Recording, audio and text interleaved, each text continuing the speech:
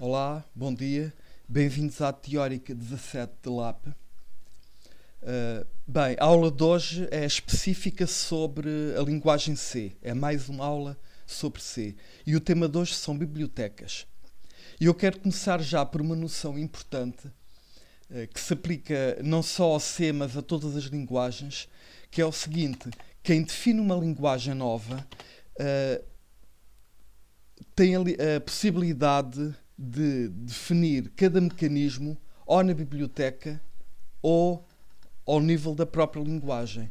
Por exemplo, no caso da linguagem C, foi decidido colocar suporte para as expressões aritméticas diretamente na linguagem. E estão a ver, há uma sintaxe própria que o compilador tem de conhecer.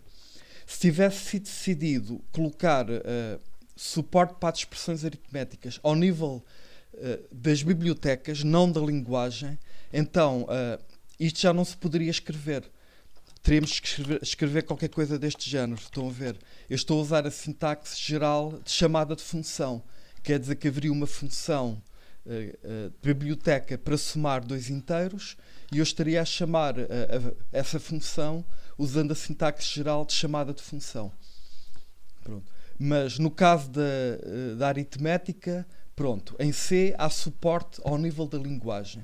No entanto, há outros mecanismos e outros tipos que são suportados em C apenas ao nível da biblioteca. É o caso das strings e dos fecheiros.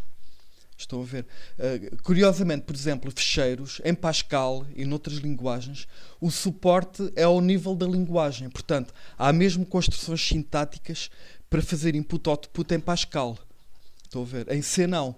Em C o que é que existe? Há um tipo de biblioteca que por acaso se chama, não interessa agora muito, file. Pronto. E há um conjunto de funções de biblioteca, por exemplo, fopen, mas são, ponho aqui o nome do fecheiro, mas estão a ver, eu estou a usar a sintaxe normal de chamada de função. Portanto, é apenas um conjunto de funções que está ali disponível na biblioteca do C. Agora, o C tem uma biblioteca padrão com a qual podemos contar. Não é muito grande, tem, vá lá, cerca de 30 módulos. E eu estou aqui a destacar alguns. Estou aqui a colocar os fecheiros .h dos módulos mais importantes. Por acaso a lista completa, olha, pus aqui um link para a lista completa dos módulos. E aliás, a aula de hoje é para falar de alguns destes módulos específicos. Eu escolhi aqui 2 ou 3 que são muito usados e vamos aprender algumas coisas sobre determinados módulos da biblioteca padrão. Ok. Agora, eu quero, para além da biblioteca padrão do C, com a qual podemos contar, ela não é muito grande, como eu disse, mas aquilo que ela oferece é verdadeiramente útil. Por exemplo, olha, eu destaco aqui o Standard Input Output, que nos permite, portanto, lidar com fecheiros e escrever e ler em consola.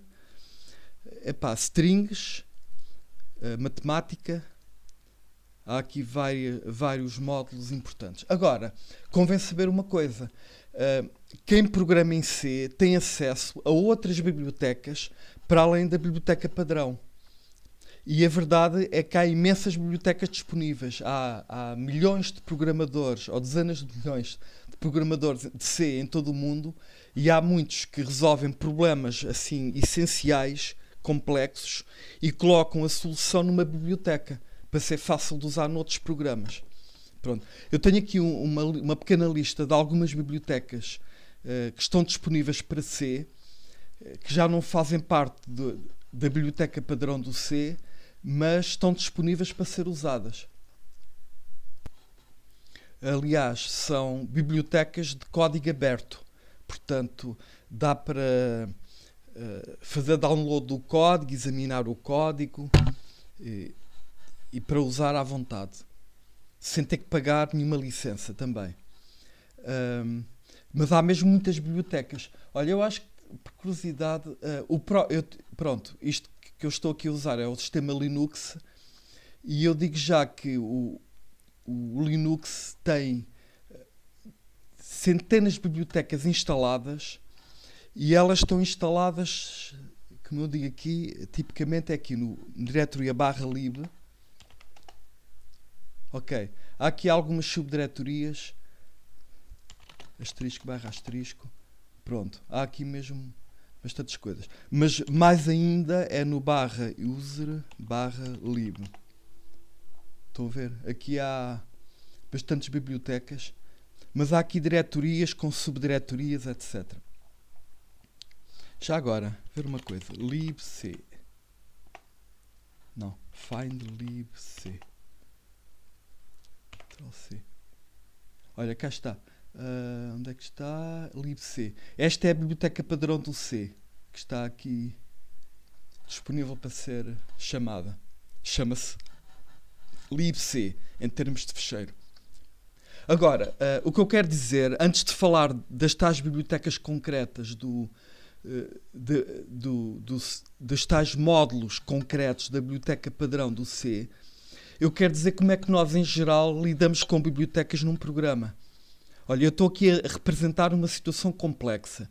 Imagina que eu tenho um programa que usa, efetivamente, todas estas bibliotecas que estão disponíveis.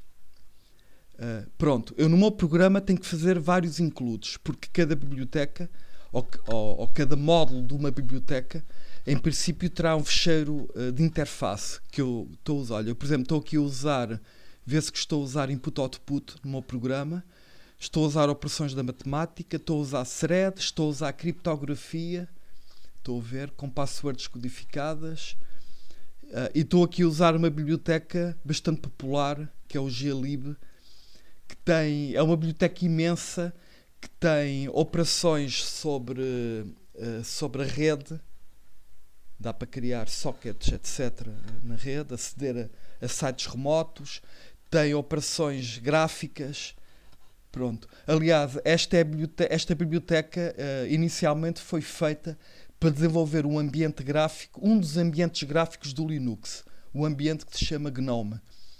Mas resolveram pôr muitas das funcionalidades numa biblioteca, portanto, para poder ser usada noutros programas, mesmo que não sejam programas do GNOME. Agora, todos os programas do ambiente GNOME, que além da interface gráfica têm depois uma série de utilitários, editores de texto, etc., todos esses programas usam esta biblioteca. Pronto. Mas se eu quiser usar a biblioteca nos meus programas, faço este include. Pronto, tenho que descobrir onde é que ela está instalada e fazer este include. Agora, mais importante que os includes é o seguinte, é que na altura de compilar o programa, eu estou a compilar e a ligar. Portanto, como estou a indicar o fecheiro de output, quer dizer que eu estou a querer gerar já um executável. Reparem bem na linha de comando. Portanto, eu quero que o output vá para este fecheiro. Se isto fosse no Windows, eu punha aqui .exe. Pronto. E agora, dá para ver que o meu programa tem 3 módulos. Estão a ver? Eu escrevi o programa usando 3 fecheiros .c. Provavelmente este será o principal, mas tenho aqui outros 2 módulos. E agora, aqui é que vem a novidade. Eu tenho que informar o ligador, nem que seja através do compilador. O compilador também chama ao ligador. Tenho que informar quais são as bibliotecas que eu quero usar. Estão a ver? E a maneira de indicar cada biblioteca é assim: põe-se -L, L quer dizer library, e depois o que só aqui à frente encostado é o nome abreviado da biblioteca. Por exemplo, a biblioteca da matemática do C, o nome completo dela é assim, libm. Pronto, libm. Há de estar guardada a algures naquelas diretorias. Uma coisa chamada libm. E nós aqui colocamos, digamos, o nome abreviado, porque a parte lib faz parte de todas as bibliotecas.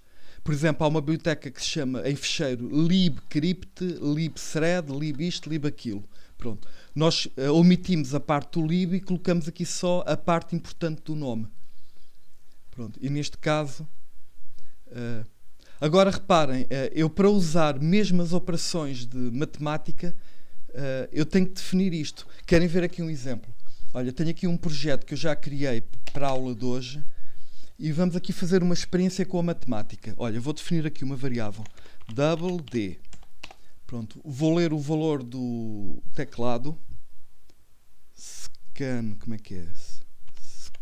Scanf de percentagem. Tenho que pôr aqui percentagem LF, porque é um double.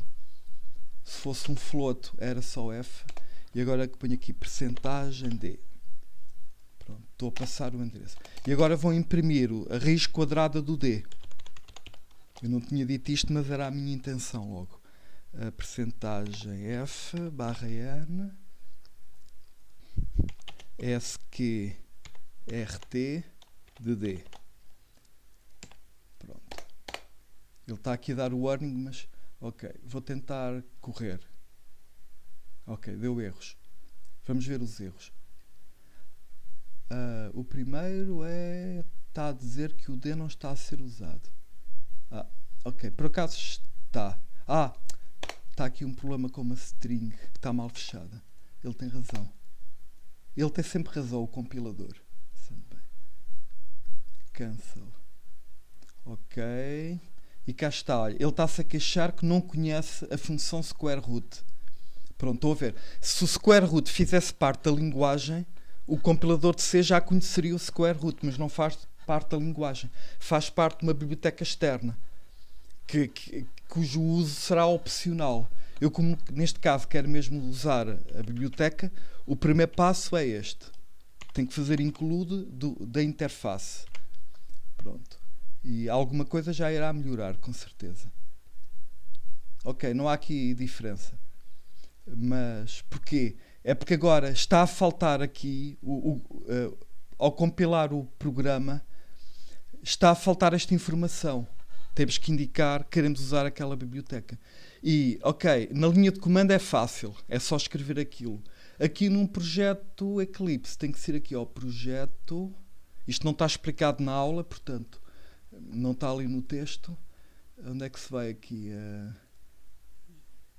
Settings. Aqui Settings.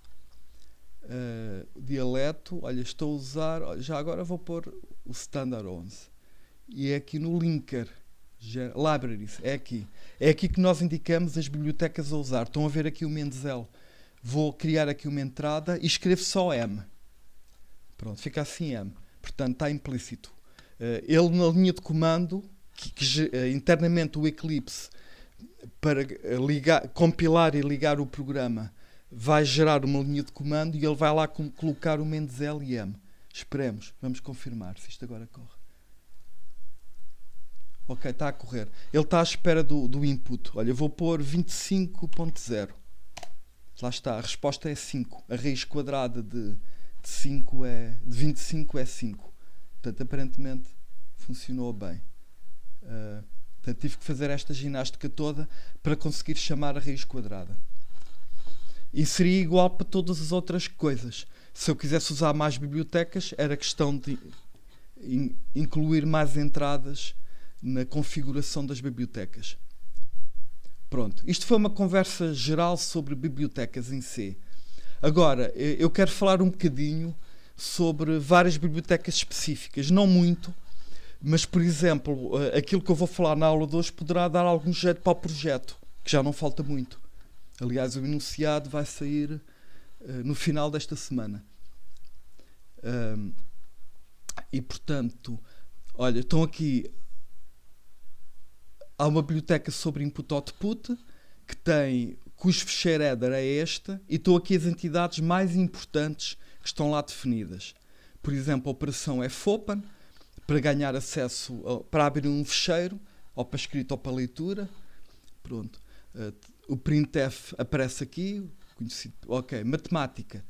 Há uma série de funções definidas no módulo da matemática. Está aqui o square root. Operações sobre strings. Operações sobre gestão de memória, como o malloc.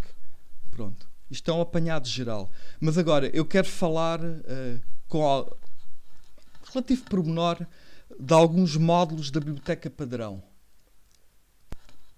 E este primeiro módulo, apesar de não ser essencial, eu acho que é um módulo bastante simpático e e eu gosto sempre de ensinar isto. É que sabem, tal como em Java, em C, dá para definir funções com o número variável de argumentos. E o suporte para este tipo de funções, pronto, há uma ajudinha ao nível do compilador. Portanto, a própria linguagem está a par que existem funções com o número variável de argumentos. Aliás, quando se define o cabeçalho da função, escreve-se reticências. Estão a ver? Eu estou a dizer que esta função, além de ter um primeiro argumento fixo, tem aqui um número variável de argumentos. Agora, para escrever o corpo da função, para conseguir aceder a estes argumentos que estão aqui, mas não têm nome, como é que se acede a eles? Sabem, o Java define um array de objetos. Pronto, aqui não. Aqui há uma biblioteca chamada stdarg, pronto, argumentos padrão, digamos, e o código não é muito simpático. Pronto, há aqui um conjunto de macros definidas naquele ficheiro .h que eu estou aqui a usar, e além das macros também há um tipo que se chama VAList.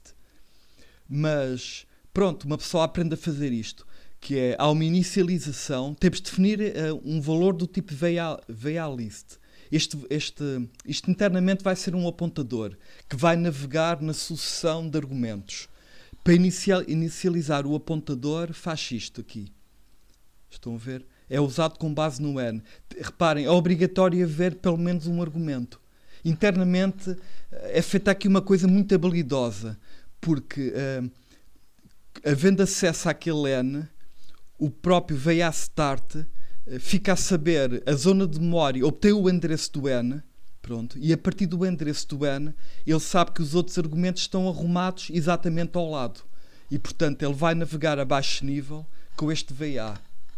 Pronto, em todo o caso, isto é para inicializar o apontador VA, há uma finalização, e temos aqui esta operação VAR, que permite obter os vários valores. Olha, neste caso, esta operação eu acho que vão gostar dela. Olha, é uma operação para acrescentar ao módulo das listas ligadas, pronto, que permite criar uma lista com o tamanho que quisermos. Vejam se não é elegante o que eu estou aqui a escrever em baixo. É uma operação chamada listNew. Eu estou a dizer que quero criar uma lista com 5 elementos e estou a passar os elementos concretos. É simpático, não é? Pronto. E a função pode-se escrever assim. Ela, por acaso, é pouco eficiente, porque eu estou a acrescentar os elementos no fim usando o putattend. Portanto, para acrescentar cada elemento, tenho que percorrer os elementos todos existentes para chegar ao fim e colocar no fim. Portanto, aqui não estamos a pensar na eficiência. Se quiséssemos que isto fosse um pouco mais eficiente, era questão de usar a técnica do apontador para o último elemento. Íamos acrescentando no fim. Mas aqui eu não quis complicar desse ponto de vista. Eu quis mostrar mais a essência de como é que se define uma função com múltiplos argumentos em C. E, portanto, é assim. Está contada a história. Repare, os elementos até podem ter tipos variáveis. O primeiro pode ser um inteiro, o segundo um real. Neste caso são tudo doubles e, portanto, foi isto que eu escrevi aqui. Isto geralmente não se sabe de cor, mas quando uma pessoa quer fazer uma coisa destas, vai à procura de um exemplo. Portanto, se quiserem fazer algo disto, procuram a aula 17 e imitam este estilo. Sabem, há algumas funções de biblioteca do C que têm um número variável de argumentos. Por exemplo, o scanf e o printf. Sabem, o printf tem um argumento inicial que é fixo, que é uma string. A string, pronto, de control, onde aparecem os formatos, os descritores de formato. E depois os outros argumentos aparecem a seguir. A própria definição no stdio.h do printf tem lá reticências, se alguma vez forem espreitar. Pronto. Isto foi uma espécie de repousado. É uma coisa engraçada sobre a linguagem C e a utilidade é relativa, mas é muito simpática em termos de cosmética. Portanto, isto leva-nos a gostar um pouco mais da linguagem C, o facto disto existir. Pelo menos acontece comigo. Agora, vamos falar de outra questão, que está ligada a mais módulos da biblioteca padrão. A questão do tratamento de erros. Pronto. É que sabem, o C não tem nenhum mecanismo de tratamento de exceções ao nível da linguagem. Ao contrário, por exemplo, do Java ou do OCaml. Curiosamente, o C tem mecanismos, digamos, aproximados de tratamento de exceções ao nível da biblioteca. E é interessante ver isso. Em todo o caso, para começar, eu quero dar um exemplo. Imaginem que eu tenho um programa em que eu preciso de abrir um ficheiro para leitura. Pronto, é o que eu estou aqui a fazer. Eu estou aqui a tentar escrever código muito arrumado. Portanto, tenho aqui uma função, OpenFile, em que eu dou o nome do ficheiro a abrir e esta função já retorna o ficheiro. Sabem, para lidar com ficheiros, iremos ver a seguir, nós trabalhamos com apontadores para este tipo, para file.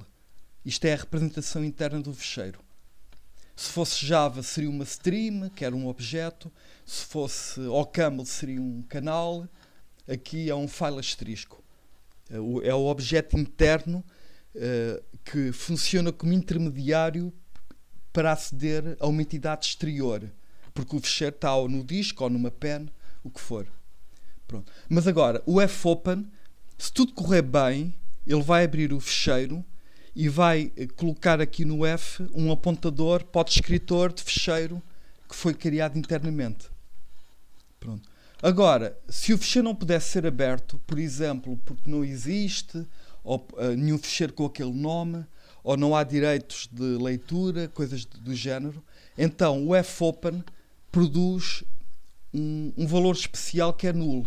Estão a ver, ele devolve um apontador e o apontador null indica que não foi possível abrir o ficheiro. Pronto. E muitas vezes o que nós fazemos é testamos o null e se for null damos uma mensagem de erro genérica. E porventura terminamos o programa. Eu aqui quis ir um pouco mais longe e quis ensinar mais qualquer coisa. Porque há muitas funções de biblioteca que, quando produzem um valor a dizer que falharam, que houve um erro, há uma maneira de obter mais detalhes sobre o erro que aconteceu. Há um módulo da biblioteca chamado error number, está aqui, pronto, que acontece que este módulo, curiosamente, define há uma variável global com este nome que é exportada pelo módulo. E quando há um erro qualquer na chamada de uma função de biblioteca, é colocado um código de erro especial aqui. E há centenas de códigos de erro previstos. Este ficheiro lista uma quantidade enorme de erros. E eu estou aqui a considerar várias hipóteses, várias razões para ter falhado. Porque se, por exemplo, se o ficheiro não existir, o erro é este. O código de erro que está aqui. Portanto, isto é já um pormenor. Eu estou-vos aqui a ensinar aspectos mais detalhados da linguagem C, mas que são muito úteis até quando queremos fazer software profissional, que quero indicar mesmo, dar uma mensagem que explique exatamente o que aconteceu. E, portanto, o que é que eu estou aqui a fazer nesta função?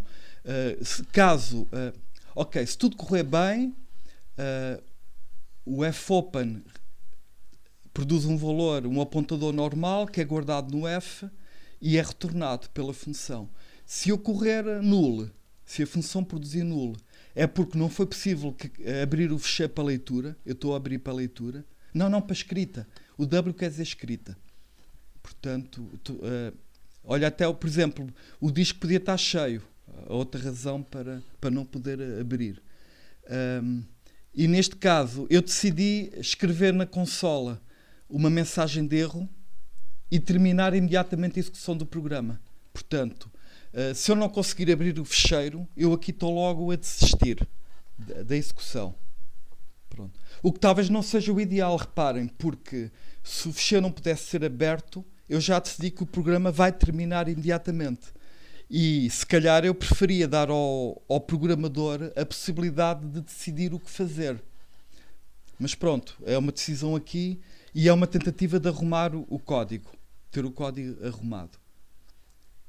Pronto. Portanto, o que aprendemos agora foi a existência deste módulo da biblioteca padrão. O módulo ERRNO. ERRNO. Agora, imaginem que eu realmente queria dar ao programador a possibilidade de chamar este open file, que é um open file um pouco mais de alto nível do que este, porque eu aqui já estou a pensar na questão dos erros. E imagina que eu quero dar ao programador a possibilidade de mandar abrir o ficheiro com open file, mas caso haja problema, imagina que eu queria agora fazer o tratamento do erro, ter o controle sobre a situação, à maneira do OCaml ou do Java, fazer um tratamento deste erro. Pronto, isso é possível e é isso que eu vou ensinar.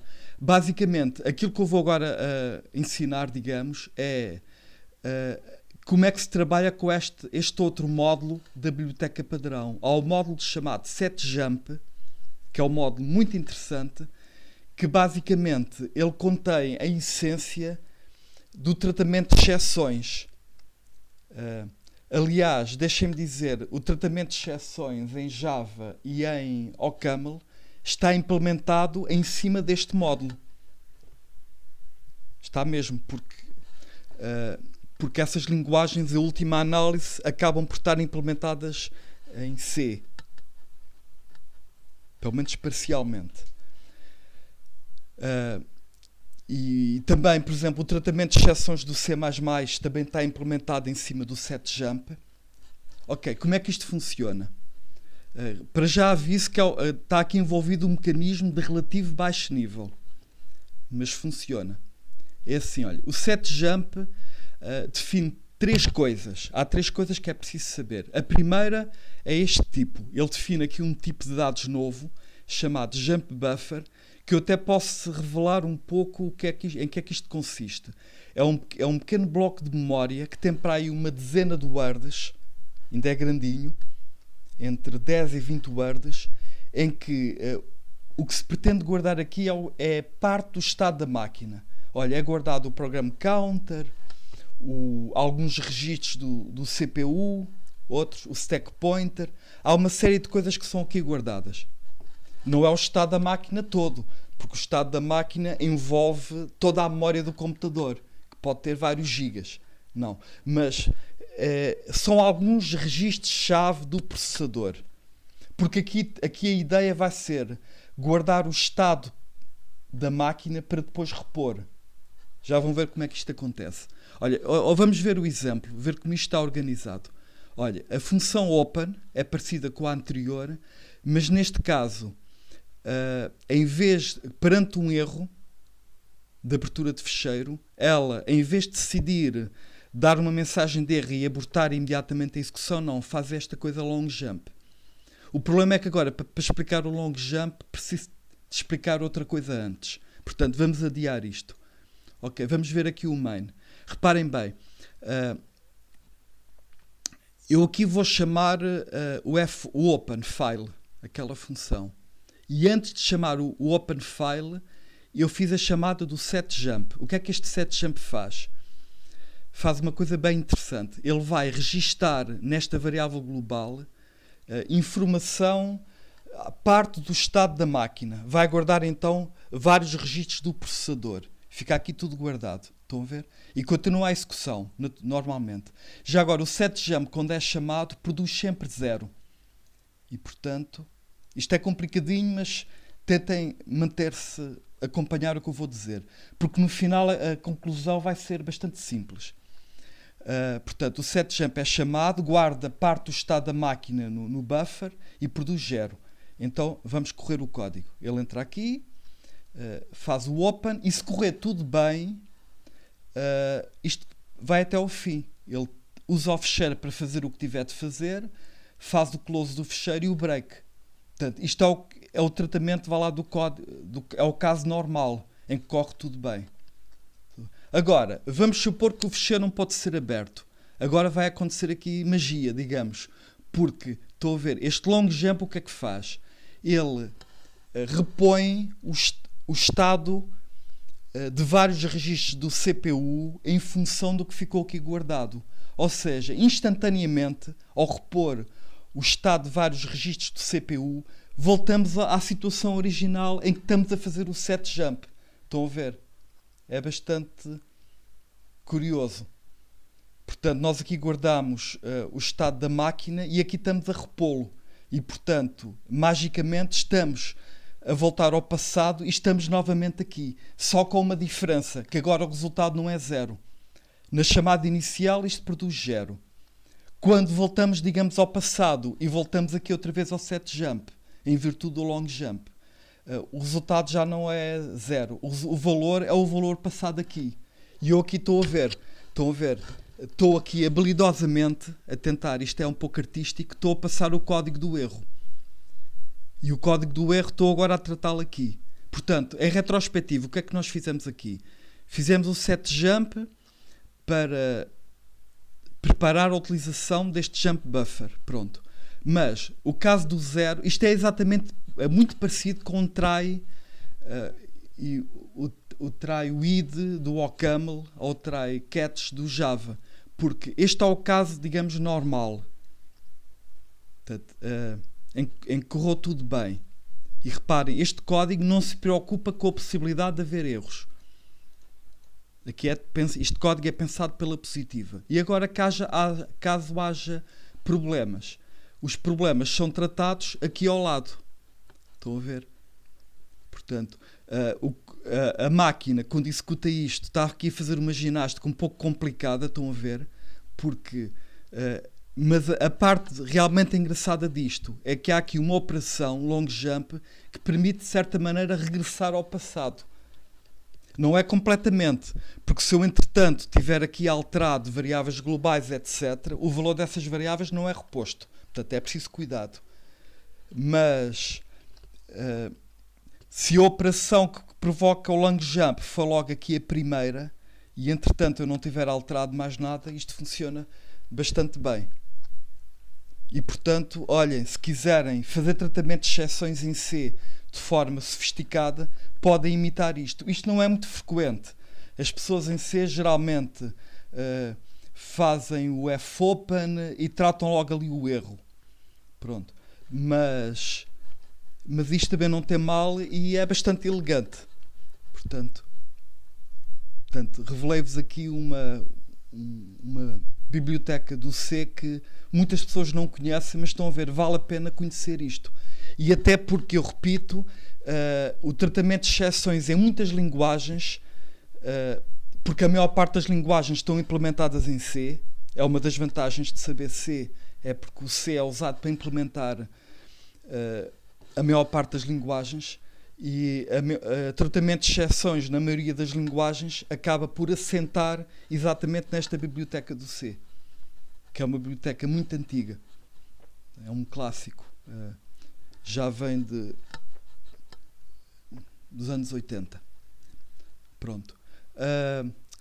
Agora mais uma coisa, este long jump, se quiserem fazer uma analogia com as exceções, equivale a um raise de uma exceção em OCaml, ou um throw em Java. Pode ser pensado assim. No entanto, o que está aqui a acontecer não é nada disso. Portanto, ele está mesmo a repor o estado da máquina. Reparem, repor o estado da máquina pode até envolve repor o stack pointer. Imagina que nós entramos aqui neste caso, aqui o caso normal, foi feita uma sequência de chamadas de função. Imaginem, uma função chamou outra, a pilha de execução aumentou imenso. Pronto. E agora, ao fazer o long jump, o stack pointer é reposto e, portanto, isto equivale a desempilhar tudo. Regressamos ao passado. Portanto, esta operação é radical. Repõe mesmo o passado. Agora, isto que eu expliquei, dá para lidar com... Eu estou a falar de tratamento de erros das funções de biblioteca. Portanto, eu estou a chamar uma função de biblioteca e a função de biblioteca, para além de muitos resultados positivos que pode dar, pode haver às vezes um resultado que indica falhanço. E nesse caso eu tenho que atuar tem que tratar a situação. O tratamento mais simples é simplesmente escrever uma mensagem e abortar a execução. Mas eu também podia querer recuperar e podia querer que o programa continuasse a correr. Eu tenho essa liberdade. Ok, eu estou com esta conversa toda a preparar o terreno para falar disto a seguir. É porque há alguns erros que não resultam de chamadas de biblioteca. Por exemplo, olha, imagine uma divisão por zero. Uma divisão por zero. Isso já não é... a operação de divisão já não é ao nível da biblioteca. Ou até o exemplo que eu tenho aqui. Imagina que eu faço Ctrl+C. O Ctrl+C no teclado, no caso do Linux, faz abortar a execução do programa. Pronto. Imaginem que eu quero, portanto, também apanhar estas situações. Eu estou a tentar ser exaustivo. Estou a querer ensinar tudo sobre tratamento de situações especiais em C. E, portanto, para aquelas situações que já não correspondem a chamadas de funções de biblioteca, mas já correspondem a outras situações, eu consigo, agora não quero entrar aqui em muito detalhe. Pronto, isto é um exemplo para ver. Mas, pronto, há uma outra biblioteca chamada Signal, pronto, que nós podemos usar para apanhar situações especiais que possam ocorrer durante a execução do programa. E neste caso, neste exemplo, eu estou a apanhar o interrupt. Pronto. Estou a apanhar o interrupt de abortar a execução do programa. Portanto, estou a ver, eu aqui no main comecei por chamar esta função signal e estou aqui a associar esta constante, esta função. Portanto, e agora, a partir de agora, sempre que basicamente o signal tem a ver com gestão de interrupts, realmente. Sempre que este interrupt acontecer, esta função é chamada. E neste caso eu estou a escrever no ecrã a palavra interrupt e volto a ativar o signal, porque isto só funciona de uma vez. O interrupt é tratado e passa a ser ignorado, a não ser que eu explicitamente volte a ativar. Claro que se eu nunca ativar isto e fizer Ctrl+C num programa, o que vai acontecer é que vai ser ativado o tratador de interrupts por omissão do C, que faz abortar a execução. Neste caso, a execução não aborta. Eu escrevo a mensagem interrupt e volto a esperar o próximo interrupt. Este código que está aqui apenas é para fazer um delay, para se poder experimentar. Eu não vou colocar isto porque eu não tinha certeza. Ok, vou arriscar. Mas suspeito que isto... na linha de comando eu não tinha problema com isto. Aqui no Eclipse tenho mais dúvidas. Mas... deixa-me ver. Seguinte. Porque é que ele não... Não. Ok, eu vou correr isto.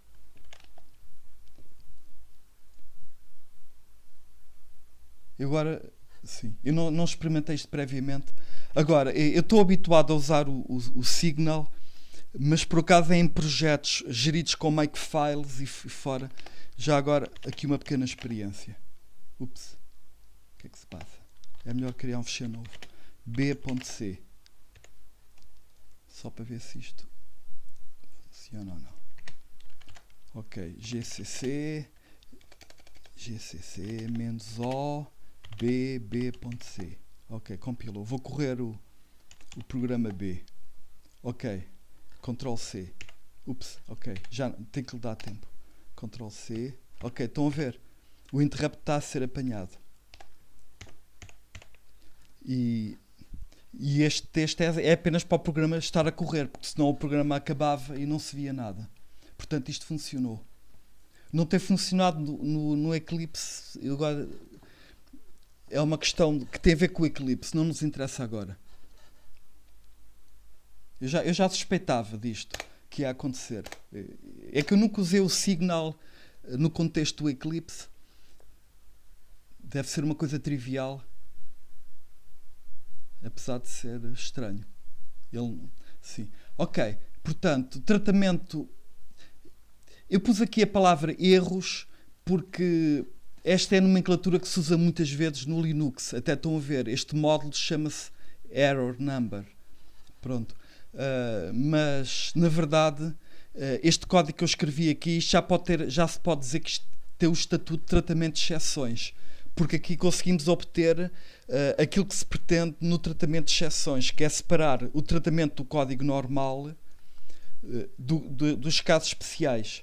E, portanto, aqui temos tratamento de exceções bastante perfeito. Ok, avançando. Input-output. Pronto. Eu não vou entrar em muitos detalhes, mas tenho aqui para exemplificar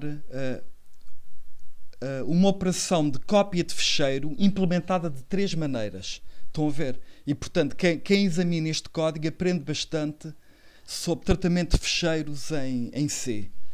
Olha, a primeira versão do código copia o ficheiro byte a byte. Vamos analisar esta função. Ela recebe o nome dos ficheiros envolvidos.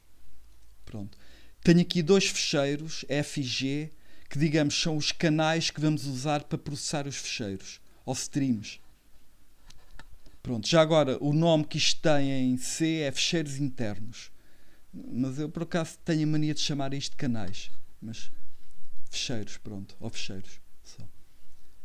Temos aqui uma variável que vai servir de buffer para copiar. E agora, vamos analisar isto. Eu começo por abrir o ficheiro original. Eu já falo do B. Para leitura. O R quer dizer leitura. E abro o ficheiro de destino para escrita. Está aqui W. E já agora, se alguma destas operações falhar, eu desisto. Ponho o copy file a devolver false. O copy file, se correr bem, devolve true. Já agora, no fim, eu fecho os canais. E agora, a parte mais importante daqui, porque isto é tudo burocracia, abrir canais, fechar canais, a parte mais importante é esta. Temos aqui um ciclo que, enquanto o ficheiro não acabar, estão a ver, eu vou escrevendo byte a byte. Estão a ver, eu leio. O fgetC é uma operação que permite ler um byte, ou um char, de um ficheiro que está em modo de leitura, e o fputC permite escrever um byte num ficheiro que está em modo de escrita. E é assim que a coisa funciona. O que é que eu posso dizer aqui mais? Porque é que este C não é um char, mas é um inteiro? Pronto, isto é um erro muito frequente em C. Há muitas pessoas que se enganam, põem aqui char e depois o programa às vezes falha quando corre. É que o que se passa é que esta função pode devolver quantos valores diferentes? A verdade é que ela pode devolver 257 valores diferentes. Há 256 bytes diferentes que podem ser devolvidos e depois há o valor especial end of file, que por acaso vale -1, que também pode ser devolvido. E portanto eu preciso mesmo de usar aqui o inteiro.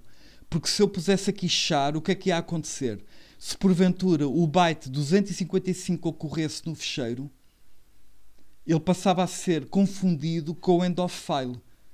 Porque o 255 e o -1 acabam por ter o mesmo padrão de bytes. Se eu quiser compactar o -1 em 8 bits, eu acabo por obter o 255. E, portanto, acabo por não poder discriminar. É um erro que às vezes acontece. As pessoas fazem programas, copiam ficheiros byte a byte, aquilo parece que funciona tudo bem, e depois, passado uns anos, de repente há um ficheiro que é parcialmente copiado. Copia só até um determinado ponto. Porquê? Porque esse ficheiro, por acaso, tem lá o byte 255. Portanto, isto é uma armadilha. Outra coisa. Porquê é que eu pus aqui o B?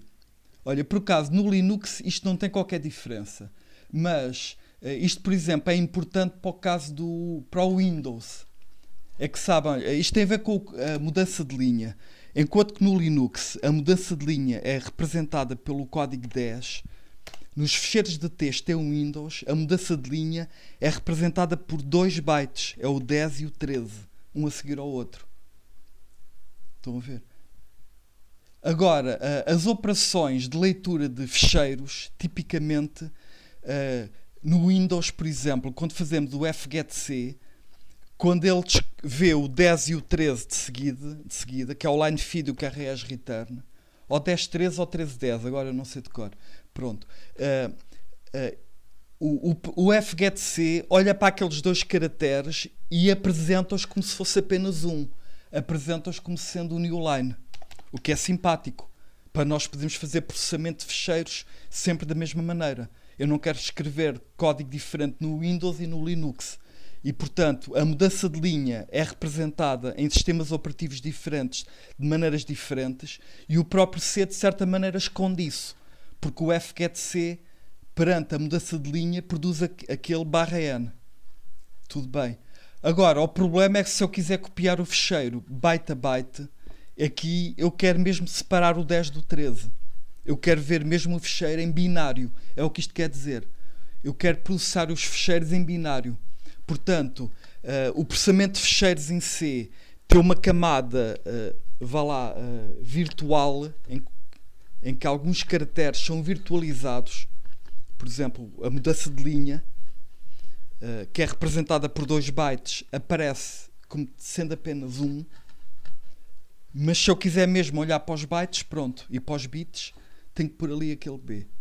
Portanto, isto no Linux não faz diferença nenhuma, porque de qualquer maneira o new line só ocupa 1 byte, mas no caso do Windows faz diferença. E portanto será outra armadilha, que eu não ponho aqui o B, depois da cópia feita percebe-se que o ficheiro encolheu.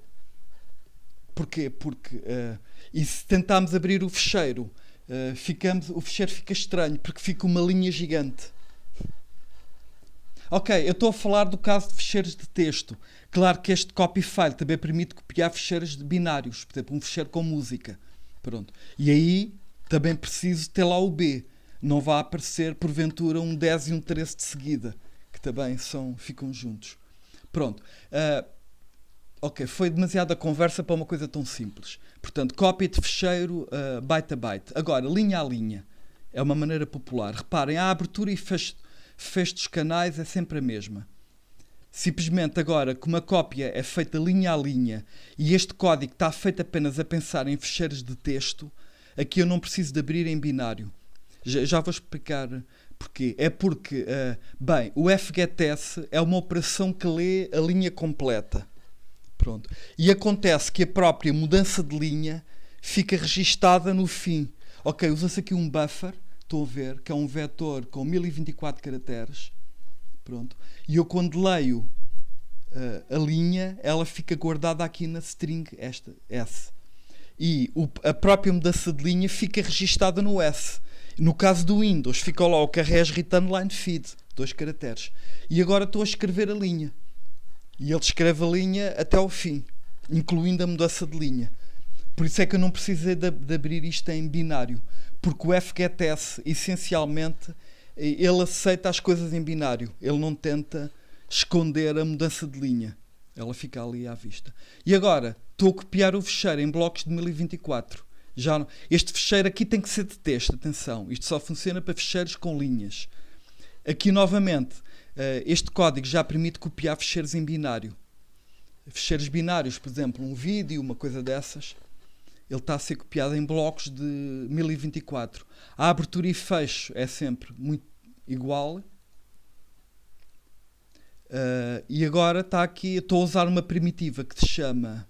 Ok, está aqui um espaço a mais. Está mal indentado.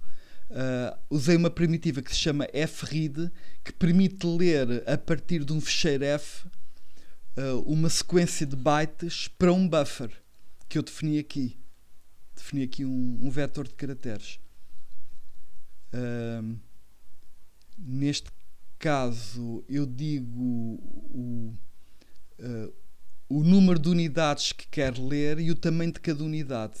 Portanto, eu estou no fundo aqui a dizer que quero ler um bloco de 1024. E o que vai acontecer é assim: se houver mais de 1024 ou mais bytes para ler, ele efetivamente enche o buffer e escreve. Ok, esta é a operação que permite escrever um bloco de memória. Portanto, há o fread e o fwrite. Se porventura houver menos coisas para ler, o próprio F-read, estão aqui a ver, ele diz o número de bytes que conseguiu ler.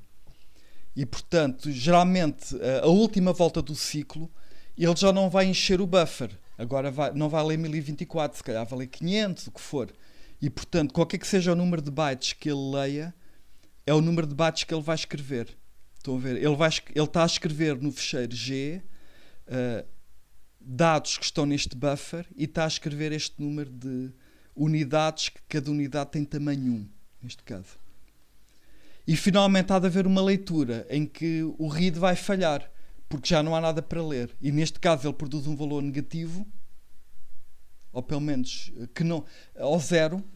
Pode ser zero, atenção, ele pode ler zero. E neste caso termino.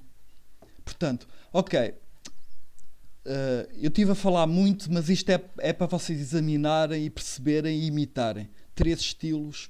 Quando se trata de um fecheiro de texto, eu pessoalmente não hesito. Trato linha a linha. Assim. Se eu quiser copiar um fecheiro binário, tipicamente é melhor com blocos. Pelo menos é mais rápido. Reparem, não dá mais trabalho do que byte a byte. Não há grande diferença. E pelo menos estamos a copiar em blocos de memória grandes. Pronto, isto é o que eu queria dizer sobre input-output em C. Claro, a linguagem C, como qualquer outra linguagem, permite lidar com fecheiros de texto ou fecheiros binários. Pronto. Agora, strings. Bem, o C tem uma biblioteca para manipular strings também. Uma biblioteca não. Há um módulo na biblioteca padrão do C para lidar com strings. E está aqui o acesso às operações sobre strings. Olha, curiosamente, as strings são suportadas em C essencialmente na biblioteca. Pronto. Mas há algum suporte ao nível da linguagem. Querem ver? Ao nível da linguagem, para começar, há esta sintaxe própria, estão a ver? Portanto, isto é a sintaxe que o compilador conhece. Portanto, não há dúvida, há algum suporte ao nível da linguagem. Agora, há muitas funções de biblioteca sobre strings, que já vamos ver, e pronto, estas são mesmo de biblioteca. Agora, o que é preciso saber sobre strings? Ok, a essência das strings é muito simples, porque uma string, acima de tudo, é um vetor de caracteres. Pronto. Agora, há uma particularidade importante que eu penso que todos vocês conhecem da disciplina FSO, porque há uma convenção em C que nós devemos respeitar, até porque se quisermos usar as funções de biblioteca, estas funções assumem que nós estamos a respeitar a convenção. E qual é a convenção? É que todas as strings são determinadas por um caráter especial que tem o código 0.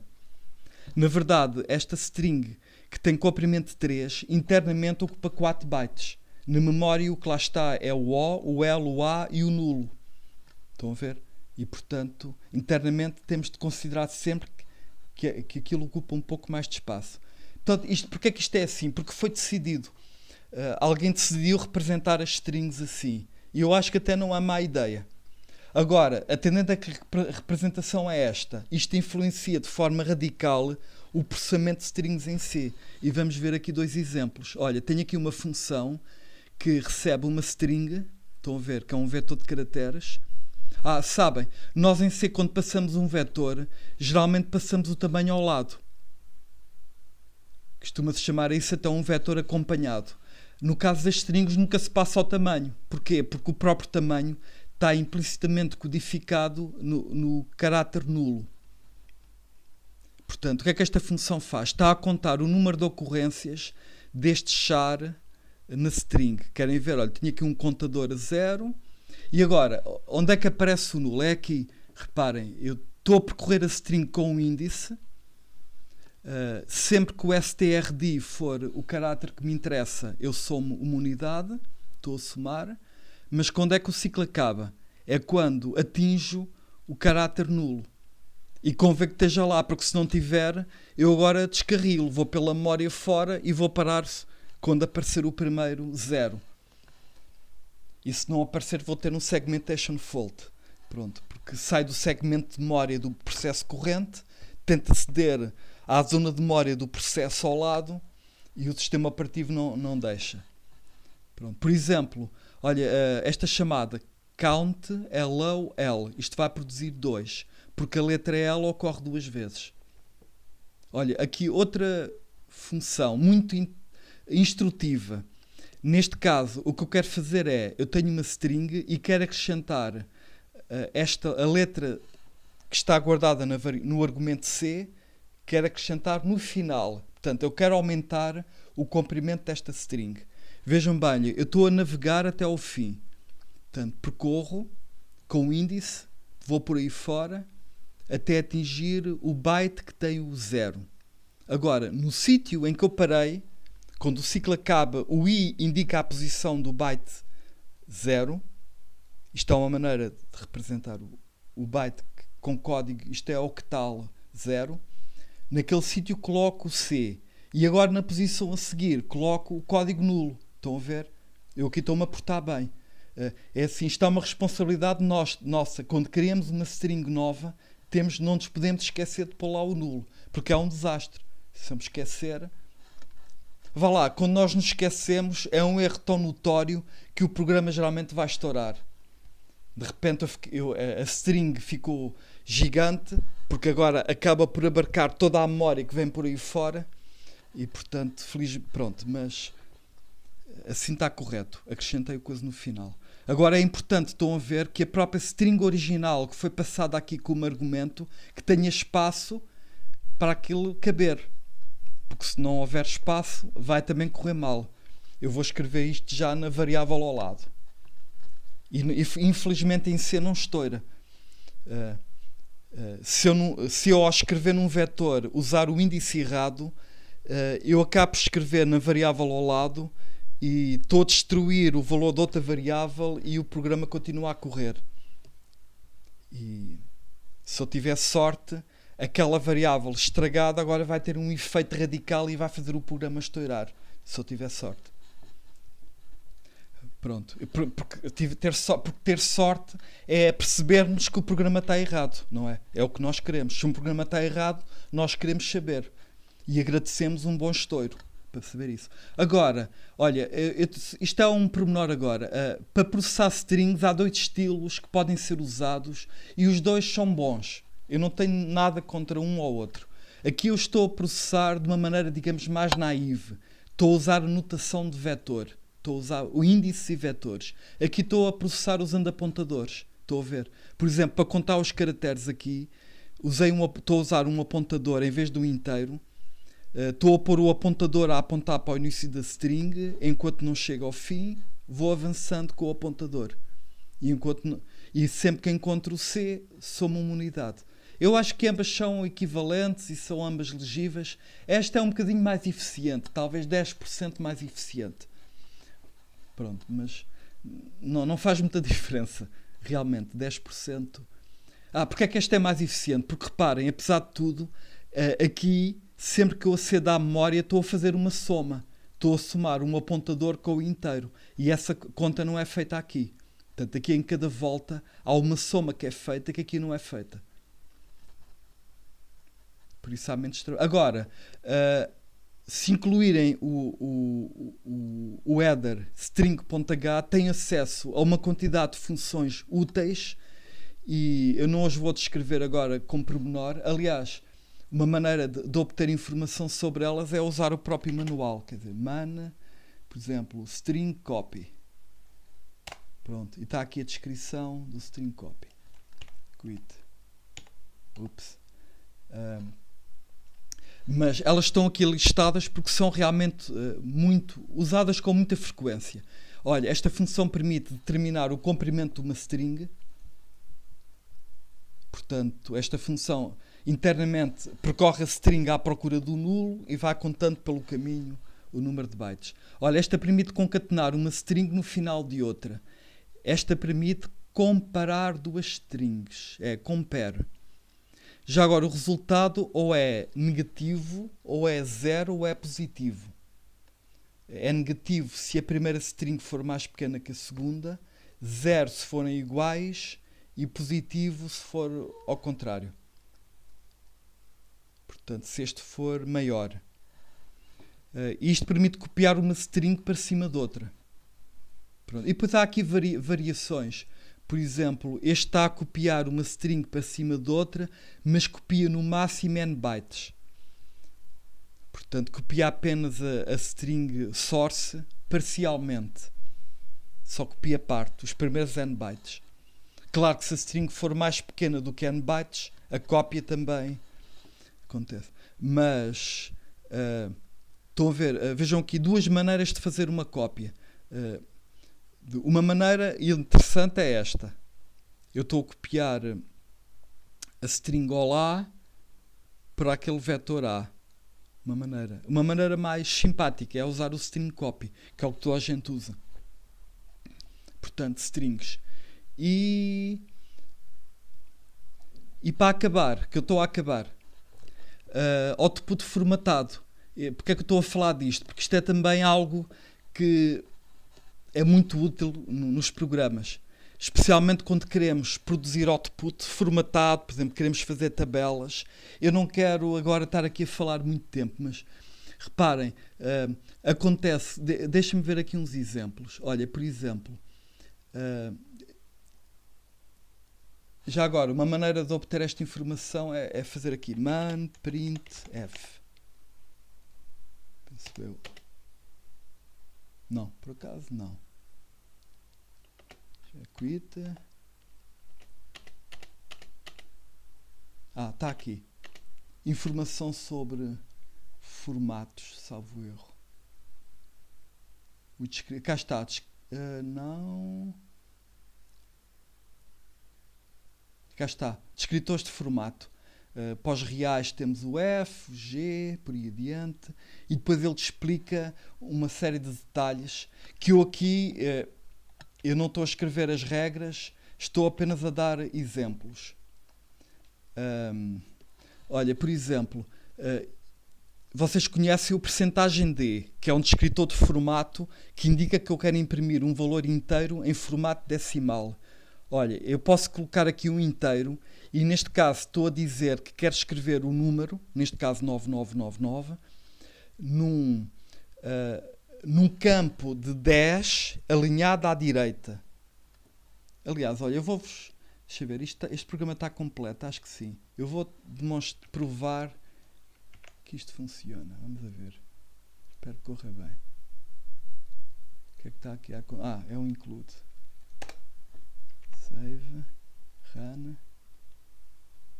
Ok, o programa correu. Está aqui o output e aparentemente está igualzinho àquele que eu escrevi. Portanto, podemos olhar para aqui para nos orientarmos. Olha, reparem bem, a primeira linha escreve 2 caracteres. E reparem, pronto, percentagem C, eu estou a dizer que estou a escrever. Agora sabem, em C, tecnicamente, um caráter é um inteiro. Pronto. O percentagem C basicamente diz, escreva o inteiro no formato de caráter, sim. E é o que eu estou aqui a fazer. Estou a escrever o A aqui, e o C. Pus o 67 só para mostrar que no fundo este A é uma abreviatura também do inteiro. Números em decimal, cá está. E agora, cá está. Estou a ver, eu estou a escrever o 9999 num campo de 10. Portanto, o printf reservou aqui 10 espaços e escreveu isto alinhado à direita. Isto é ótimo para fazer tabelas. Estão a ver? Com colunas alinhadas à direita, etc. Olha, mais aqui umas brincadeiras. Além do 10, pus ainda um 0. Portanto, estou-lhe a dizer para fazer a mesma coisa, mas para em vez de preencher isto tudo com espaços, para pôr zeros à esquerda. Pronto. E depois há aqui mais coisas. Estou a mandar escrever números em hexadecimal. Estão a ver? Ainda em formato a pôr o 0x. Pronto. Este é o próprio formato interno do C que eu posso pedir para escrever. Estou aqui a escrever números reais agora. E, por exemplo, estou a escrever aqui o valor de π aproximado com... o que é que isto quer dizer?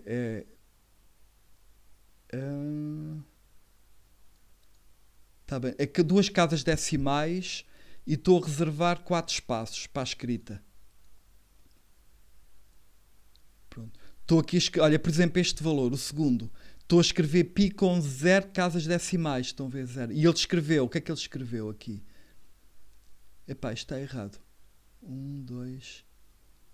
Está aqui a faltar qualquer coisa. Porque tenho aqui um lixo no fim. Eu não sei de onde é que isto vem. Pronto. Isto está errado. Tenho que apagar este lixo. Este é que está certo. Pronto, estou a ver. Eu estou a escrever o valor de π com... Ele escreveu só 3. Estou a ver. Estou a mandar escrever com 0 casas decimais. Mas olha, eu estou-lhe a pedir para pôr o mais. Estão a ver? Ao pôr aqui o mais, estou-lhe a pedir para pôr obrigatoriamente sinal. Se o valor fosse negativo, ele escrevia menos. Se eu não pusesse aqui mais, ele não punha ali o sinal de mais. Mas, portanto, estou-lhe a pedir, por favor, mete explicitamente o sinal. Pronto, se não pusesse mais, ele só punha sinal em caso de necessidade. Isto era, caso o valor fosse negativo. Pronto, e ainda tenho aqui, há montes de truques. Olha, por exemplo, estou aqui a escrever um número inteiro novamente, percentagem D. O valor que estou a escrever é o valor 10, mas o campo, ou melhor, o espaço reservado para escrever o número 10, neste caso, em vez de ser um valor fixo como aqui em cima, não. Como aqui, que aqui era 10, não. Eu estou a passar a própria largura do campo de escrita como argumento. Estão a ver? Isto está para fazer coisas. Agora, o printf é tão flexível que é muito apreciado pelos programadores. E esta ideia de escrever aqui o texto com os formatos no meio também ajuda bastante na leitura. Portanto, o printf é tão popular que acabou por aparecer noutras linguagens de programação. Eu quero-vos dizer que existe printf em C++, existe em Java e existe em OCaml. Sempre com as mesmas regras, ou regras muito parecidas.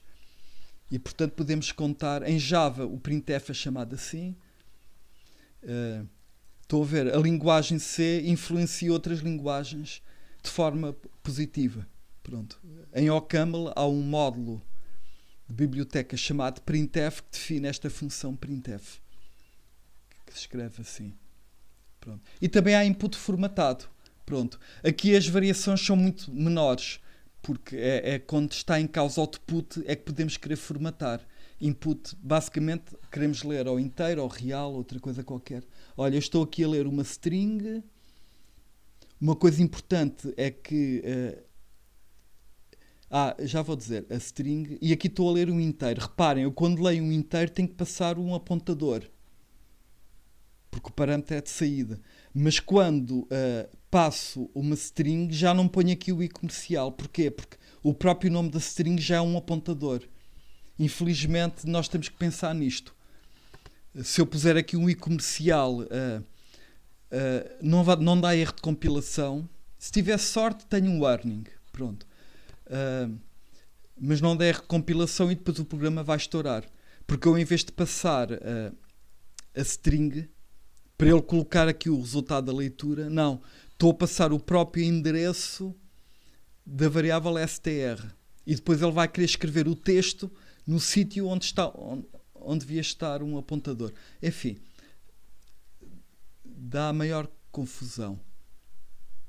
Eu próprio nem sei se me baralhei agora aqui ou não. Aqui estou a ler um número mais um inteiro, uma string e um inteiro. Aqui estou a ler um número em formato hexadecimal. Pronto. Scanf não existe em Java, mas por acaso existe em OCaml e existe em C++. E pronto. O objetivo da aula de hoje foi falar de bibliotecas. Pronto. O C tem imensas bibliotecas que podem ser usadas, mas são mesmo muitas. Vocês, por exemplo, se quiserem fazer um jogo 3D com gráficos 3D complexos, vão ter que escolher a biblioteca, porque há muitas bibliotecas boas para fazer, por exemplo, jogos com gráficos 3D. E, portanto, qualquer que seja a temática, ao nível da engenharia, de engenharia civil, da química, etc., há muitas bibliotecas, geralmente alternativas, que podemos usar. Pronto. Às vezes o problema é a escolha. Ok, mas além dessas bibliotecas todas que existem, há a biblioteca padrão do C, que é pequenina, mas tem coisas úteis. Não se compara com a biblioteca padrão do Java, que é o mundo. A biblioteca padrão do C tem uns 30 módulos e tivemos a ver aqui alguns. Porque conhecer a biblioteca ajuda a programar bem em C. Estão a ver?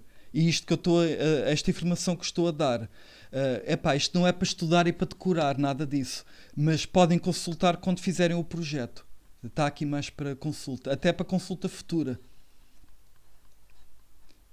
Eu sei que às vezes há alunos que, passado muitos anos, mandam uma mensagem a dizer: "Oh, professor, passado tipo 8 anos, já me aconteceu, acreditem, mais do que uma vez.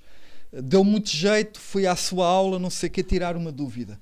Pronto, portanto há antigos alunos que ainda andam a consultar. Claro que não era preciso, podem usar o manual do sistema, mas como já conhecem esta documentação e esta página não tem evoluído muito, eu já escrevi isto há uns 10 anos e tenho vindo a melhorar aqui e acolá, portanto é mais para consulta. E pronto, vou acabar a aula.